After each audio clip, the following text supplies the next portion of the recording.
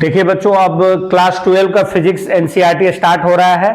एक एक क्वेश्चन का सॉल्यूशन करेंगे और हर क्वेश्चन से आपको कॉन्सेप्ट भी क्लियर करते जाएंगे।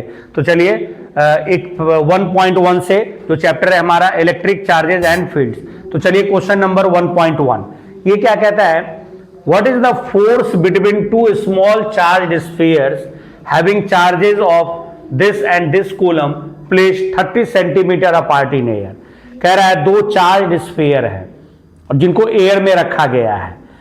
दो चार्ज स्फीयर है, एक चार्ज स्फीयर ये है, एक चार्ज स्फीयर ये है।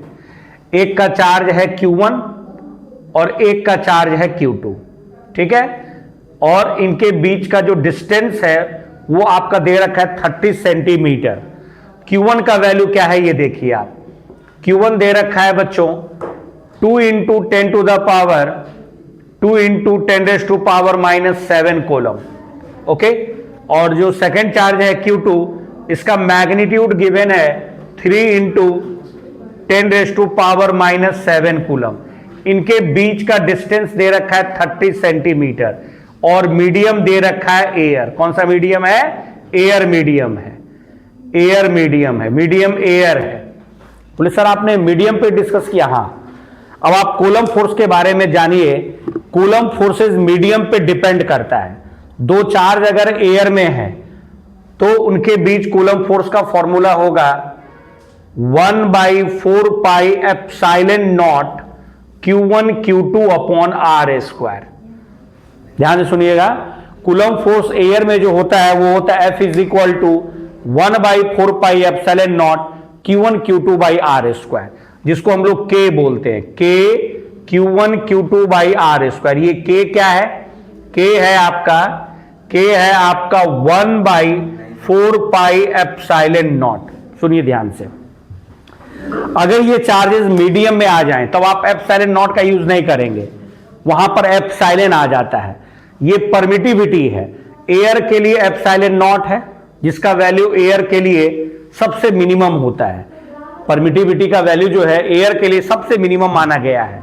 एप्सिलॉन नॉट का वैल्यू होता है, एप्सिलॉन नॉट का वैल्यू है 8.85 into 10 to the power -12 coulomb square पर न्यूटन पर मीटर स्क्वायर। ये मिनिमम वैल्यू है, ये मिनिमम वैल्यू है एप्सिलॉन नॉट का। तो एप्सिलॉन नॉट का अगर मिनिमम वैल्यू है तो फोर्स क्या हो जाएगा? मैक्सिमम। एयर में कूलम फोर्स सबसे मैक्सिमम होता है। बोले क्यों सर? क्योंकि अदर मीडियम में ये परमिटिविटी का वैल्यू थोड़ा बढ़ना स्टार्ट हो जाएगा। सबसे कम होता है किसमें? एयर में। तो एयर में मिनिमम है तो फोर्स सबसे मैक्सिमम होगा। ये एयर के लिए है। और एयर के लिए ये 1/4 पाई एप्सिलॉन नॉट, के जो है ये है 1/4 पाई एप्सिलॉन नॉट एयर के लिए। सुनिएगा मेरी बात ध्यान से। हाँ, एयर के लिए ये होता है और इसका वैल्यू डायरेक्ट आपने याद रखना है 9 इंटू 10 टू द पावर 9। क्या होता है के का value? 9 into 10 to the power 9 air के लिए, ठीक। और यूनिट क्या होगा इसका? न्यूटन मीटर स्क्वायर पर कूलम स्क्वायर। बस सारे फोर्सेस का आपके सारे वैल्यू गिवन है, आप यहां रख दीजिए।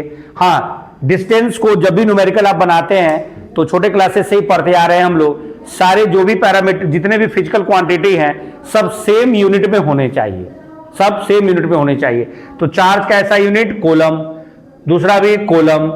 डिस्टेंस मीटर होता है लेकिन उन्होंने सेंटीमीटर में दे रखा है, आपने क्या करना है इसे मीटर में बदल देना है।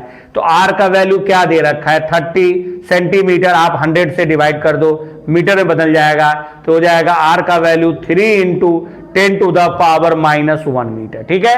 अब आपने क्या करना, सारे वैल्यू यहां पुट करने हैं। तो एफ इज इक्वल टू क्या होगा? एफ इज इक्वल टू के की जगह आप क्या रखोगे? 9 into 10 to the power 9, okay. Q1 Q2 value given है, आपने पुट करना है केवल 2 into 10 to the power -7 into Q2 का वैल्यू क्या है? 3 into 10 to power -7, 3 into 10 power -7 divided by R²। R है 3 इंटू 10 टू द पावर -1, तो 3 इंटू 10 टू द पावर -1 का स्क्वायर कर लीजिए। तो 3 का स्क्वायर क्या हो जाएगा? 9, और 10 का पावर -1 का स्क्वायर होगा 10 का पावर -2। 9 से 9 कट गया, 3 इंटू 2 6, कितना आ जाएगा? 6, सिंपल मल्टीप्लीकेशन भी है ये, और 3 इंटू 2 6 हो गया आपका। अब आप 10 के पावर को एडजस्ट कर लीजिए, ठीक है। तो यहां कितना है, -7 -14 और 9 इधर है। आप -2 के ऊपर तो 9 और 2 क्या हो जाएगा 11 और -14 तो कितना हो जाएगा 10 to the power -3, 10 to the power -3। फिर से चेक कर लेते हैं, -14 और 11, -14 और 11 तो कितना हो जाएगा ये 3, तो 10 टू द -3 और इतना न्यूटन मैग्नीट्यूड हुआ। अब अट्रैक्टिव होगा कि रिपल्सिव, तो सुनिए, like charges repel each other and unlike charges attract each other. Like क्या होता है सर, लाइक मतलब कि अगर पॉजिटिव पॉजिटिव है या नेगेटिव नेगेटिव है तो इसे लाइक चार्जेस बोलते हैं। फिलहाल तो पॉजिटिव पॉजिटिव ही है, बस आपको समझा रहे थे। लाइक चार्जेस में होता है रिपल्शन और अनलाइक चार्जेस में होता है अट्रैक्शन। तो ये Q1 Q2 को रिपेल करेगा राइट साइड, Q2 भी Q1 को रिपेल करेगा लेफ्ट साइड, Q2 Q1 को रिपेल करेगा लेफ्ट में और Q1 Q2 को रिपेल करेगा राइट में। इसे हम बोलते हैं F21, इसे बोलते हैं F12। इसी सॉल्यूशन से आपको हम कॉन्सेप्ट भी दे रहे हैं। तो जो कूलम्ब फोर्स होता है वो न्यूटन के थर्ड लॉ को सपोर्ट करता है। वो थर्ड लॉ का क्या मीनिंग है सर यहां पे है, देखिए थर्ड लॉ क्या होता है, इक्वल एंड अपोजिट रिएक्शन है। Every action has equal and opposite reaction, मतलब Q1 जितना फोर्स से Q2 को रिपेल करेगा ठीक उतना ही फोर्स से Q2 Q1 को भी रिपेल करेगा। मतलब दोनों के फोर्सेस के डायरेक्शन क्या होंगे, अपोजिट, और मैग्नीट्यूड होगा सेम, ठीक है। चलिए, तो ये हो जाएगा। ये लाइक चार्ज है, लाइक क्यों है, क्योंकि दोनों पे पॉजिटिव पॉजिटिव नेचर का चार्ज है, तो लाइक चार्ज में होगा रिपल्सन। तो फोर्स का मैग्नीट्यूड होगा बच्चों इतना न्यूटन और नेचर कैसा होगा, रिपल्सिव। नेचर क्या होगा, रिपल्सिव। चलिए इसको नोट करिए, फिर नेक्स्ट क्वेश्चन हम लोग देखते हैं, नोट कर लीजिए।